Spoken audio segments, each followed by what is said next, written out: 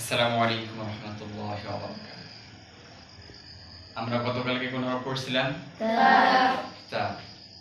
তাহলে আজকে আমরা কোন হরফ পড়ব? তা। কোন হরফ? তা।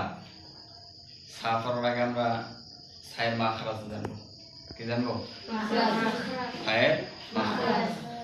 কয় নম্বর মাখরাজ তা? 13 নম্বর মাখরাজ। কয় নম্বর? 13 নম্বর মাখরাজ থেকে তিনটা হরফ উচ্চারণ হয়। কয়টা হরফ? তিনটা হরফ। একটা হলো ব, জাল, তা। এই তিনটার মধ্যে আমরা একটা পড়ব, সেটা হচ্ছে কি? হ্যাঁ। জিবা রাখা দেন। দাঁড়ান। সা, সা, সা। অল্প একটু বাতাস বাইরে হবে এবং নরম হবে। ঠিক আছে? সা, সা, সা। আচ্ছা, যদি আমরা সায়ের জবর দিই তাহলে সা জবর সা, সা জবর সা, সা জবর সা, সা, সা, সাজে সি। নরম করতে হবে। সি এরকম করা যাবে না। ঠিক আছে? যদি আমরা সি বলি তাহলে সিন জের সি হয়, হরফ পরিবর্তন হয়ে গেল। তাহলে কি সহি হইল? তাহলে আমাদের কখনোই শক্ত করা যাবে না, সিনের বাতাস আনা যাবে না। ঠিক আছে? নরম ভাবে আদায় করতে হবে। কিভাবে? নরম ভাবে আদায় করতে হবে। C C C.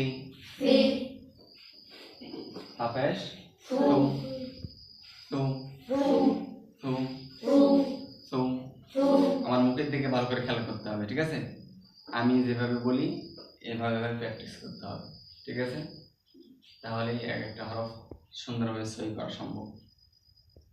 আমি যখন উচ্চারণ করবো তখন আমার মুখের দিকে তাকাইতে হবে, আমার মুখের কাইফরটা কিরকম থাকতেছে এইভাবে আদায় করতে হবে। ঠিক আছে?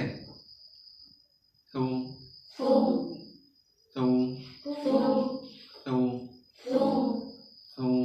সু। তাহলে কি হলো? সাতিসু সাতিসু সাতিসু সাতিসু সাতিসু সা সি সু সা সি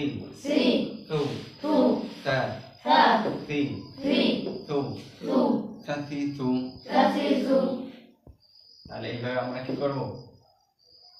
আগামীকালকে সুন্দর করে বারবার মস্ক করবো নিজে নিজে। ঠিক আছে?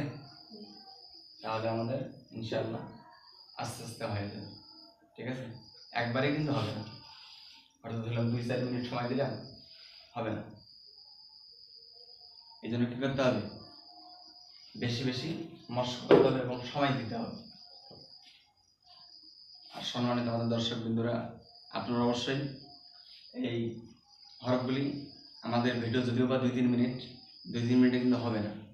আপনারা অবশ্যই কমপক্ষে সারাদিনে 1 ঘন্টা সময় নেবেন, নিয়ে সুন্দর করে এক একটা হরফ মস্ক করবেন।